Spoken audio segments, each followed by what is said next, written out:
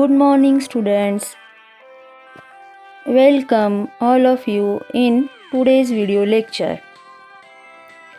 Janta High School and Junior College, Shirol.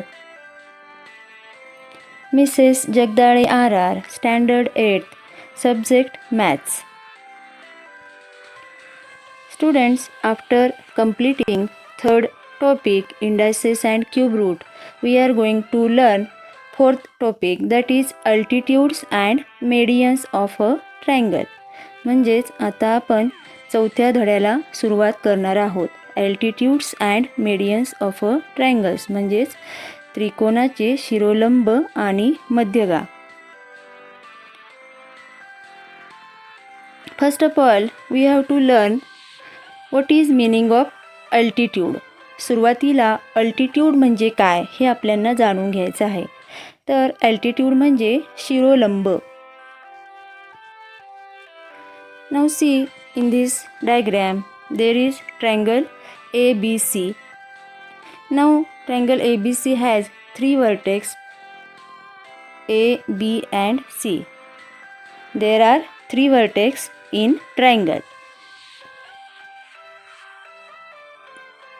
Draw a segment perpendicular from vertex A on opposite side BC. आता ए या वर्टेक्समधून बी सीवरती आपल्याला काय करायचं आहे, परपेंडिक्युलर काढायचं आहे. Here if you draw perpendicular segment A P on opposite side B C, then we get A P as altitude of a triangle. म्हणजेच त्रिकोणाच्या शिरोबिंदूतून समोरच्या बाजूवरती जर आपण लंब काढला तर त्याला आपण अल्टिट्यूड म्हणजेच शिरोलंब असे म्हणतो. Here segment A P is an altitude on base B C.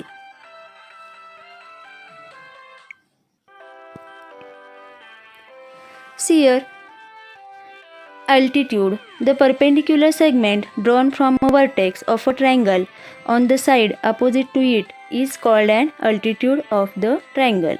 म्हणजे त्रिकोणाच्या शिरोबिंदूतून समोरच्या बाजूवरती जर आपण लंब टाकला असेल तर त्याला आपण अल्टिट्यूड ऑफ द ट्रायंगल, त्रिकोणाचा शिरोलंब असे म्हणतो.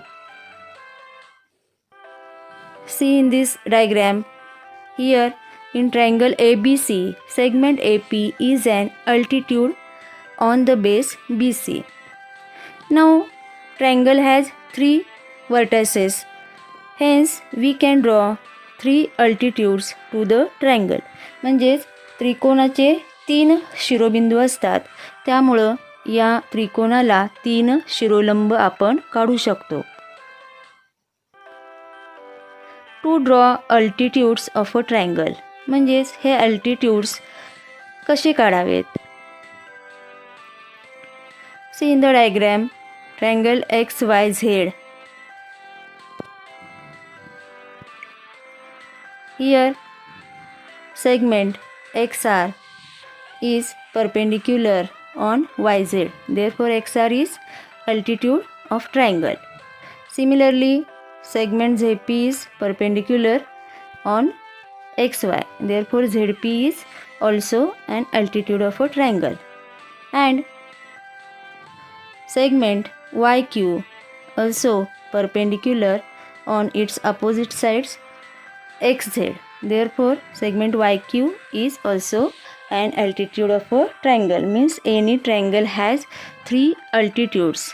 Now here three altitudes intersect each other in a common point. आता हे तीनही शिरोलंब एकाच बिंदूमध्ये छेदत आहेत. Hence we can say that the three altitudes are concurrent.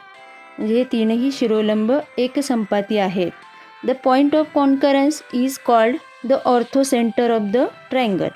आणि हा जो त्यांचा संपात बिंदू आहे, म्हणजे ज्या एका बिंदूमध्ये हे तीनही शिरोलंब छेदतात त्या बिंदूला आपण काय म्हटलेलं आहे, orthocentre of the triangle.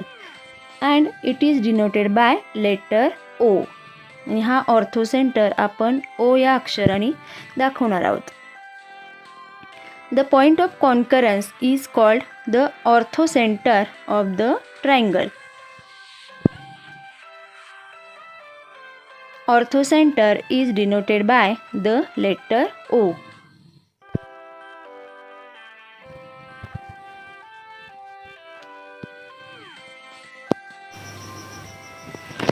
Students, let's start of constructions altitudes of a triangle. To draw altitudes of a triangle, first of all, draw any triangle XYZ.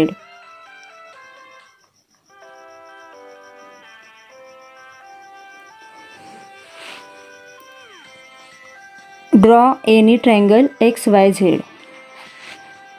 आपण कोणताही एक त्रिकोण काढून घ्यायचा आहे.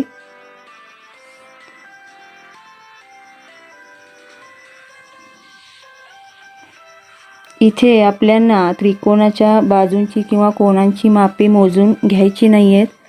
कोणताही एक त्रिकोण XYZ पट्टीच्या साहाय्याने काढून घ्यायचा आहे. Now we have to draw altitudes. First of all, draw a perpendicular from vertex X on the side YZ using a set square. आता गुण्याच्या साहाय्याने X या शिरोबिंदूतून त्रिकोणाची बाजू YZ वरती लंब टाकायचा आहे.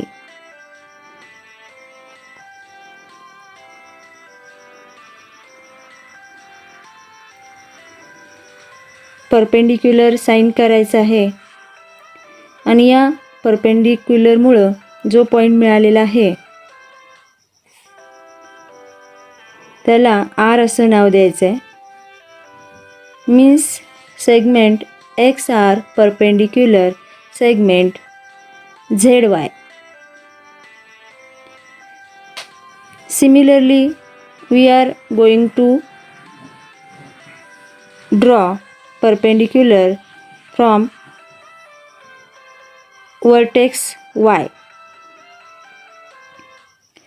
आता बिंदू Y मधून सुद्धा आपल्याला XZ वरती लंब टाकायचा आहे. परपेंडिक्युलर काढण्यासाठी सेट स्क्वेअरचा वापर करायचा आहे. सेट स्क्वेअरच्या साहाय्याने परपेंडिक्युलर काढण्यासाठी सेट स्क्वेअरची एक बाजू ज्या बाजूवरती आपण लंब करणार आहोत त्या बाजूवरती तंतोतंत जुळवून घ्यायची आहे.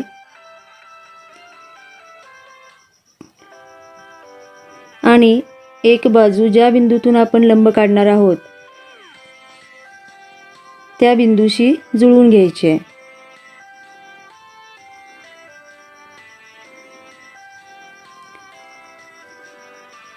बघा आता इथं आपल्याला वर्टेक्स Y मधून परपेंडिक्युलर काढायचा आहे सेगमेंट XZ वरती.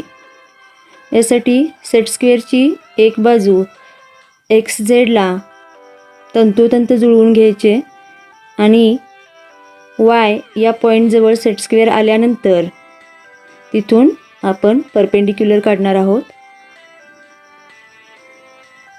परपेंडिक्युलर साइन करायचा आहे आणि Q हे नाव द्यायचं आहे. Means we get YQ perpendicular segment XZ. आता ट्रायंगलचा एक वर्टेक्स राहिलेला आहे Z. आता या Z या वर्टेक्समधून सुद्धा आपल्याला परपेंडिक्युलर काढायचं आहे opposite साईडवरती. The perpendicular segment drawn from a vertex of a triangle on the side opposite to it is called an altitude of the triangle. या त्रिकोणाच्या शिरोबिंदूतून समोरच्या बाजूवरती जो लंब काढलेला असतो त्या लंबाला आपण अल्टिट्यूड म्हणजे शिरोलंब असे म्हणतो. Now draw altitude from vertex Z on side X वायवरती झेड या वर्टेक्समधून सेट स्क्वेअरच्या साह्यानं काय करायचं आहे, परपेंडिक्युलर काढायचं आहे. See here we get perpendicular here segment ZP perpendicular segment XY. Means here segment XR, segment YQ and segment ZP are the altitudes of triangle XYZ. Now the three altitudes are concurrent in triangle XYZ. Segment XR, segment ZP and segment YQ are three altitudes of triangle XYZ. Now these three altitudes intersect each other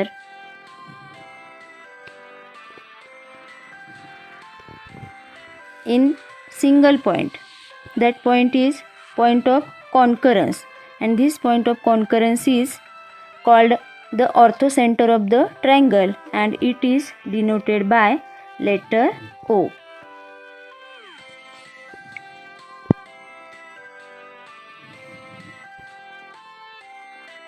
The location of the orthocenter of a triangle.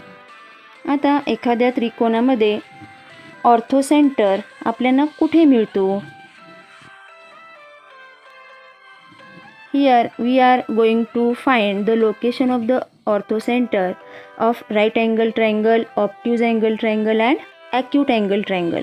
म्हणजे काटकोन त्रिकोणामध्ये ऑर्थोसेंटर आपल्याला कुठे मिळतो, विशाल कोन त्रिकोणामध्ये आपल्याला ऑर्थोसेंटर कुठे मिळतो आणि लघुकोन त्रिकोणामध्ये ऑर्थोसेंटर कुठं मिळतो हे आपल्याला पाहायचं आहे.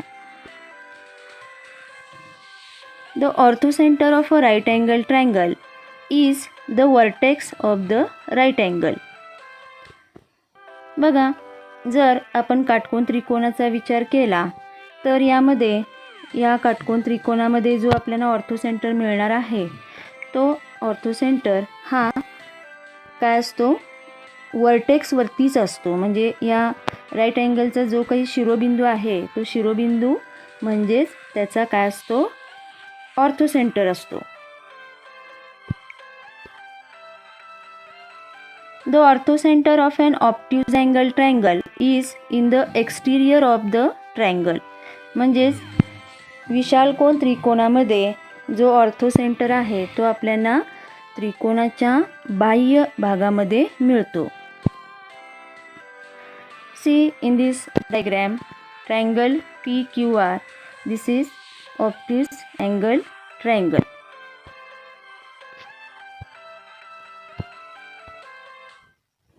Now we have to draw altitudes here. Segment QB is first altitude. Now from vertex R we have to draw altitude. This altitude we get outside of the triangle here, and from point P we get also altitude from outside of the triangle. म्हणजे हे दोन altitude जे आहेत ते आपल्याला त्रिकोणाच्या बाहेरच्या बाजूला मिळतात. Now we have to find the orthocenter. If we extend all these altitudes, आता हे जर शिरोलंब आपण असे वाढवले त्याच दिशेनं तर ते एका पॉईंटमध्ये एकमेकांना इंटरसेक्ट करतात आणि इथं आपल्याला पॉईंट ऑफ कॉन्करन्स म्हणजे ऑर्थोसेंटर मिळतो. आता हा जो ऑर्थोसेंटर आहे तो कुठे मिळतो आपल्याला, in the exterior of the triangle. म्हणजे विशाल कोन त्रिकोणामध्ये हा ऑर्थोसेंटर जो आहे तो आपल्याला त्रिकोणाच्या बाह्य भागामध्ये मिळतो. The orthocenter of an acute angle triangle is in the interior of the triangle. जर आता आपण लघुकोन त्रिकोणाचा विचार केला तर याचा जो ऑर्थोसेंटर आहे तो आपल्याला त्रिकोणाच्या अंतर्भागामध्ये मिळतो. See in the diagram there is triangle XYZ which is acute angle triangle.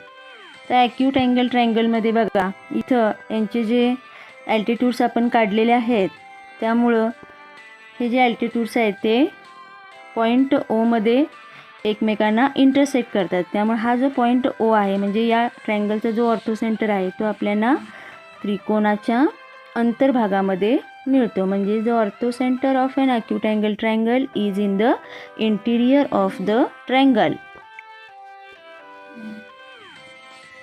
Thank you.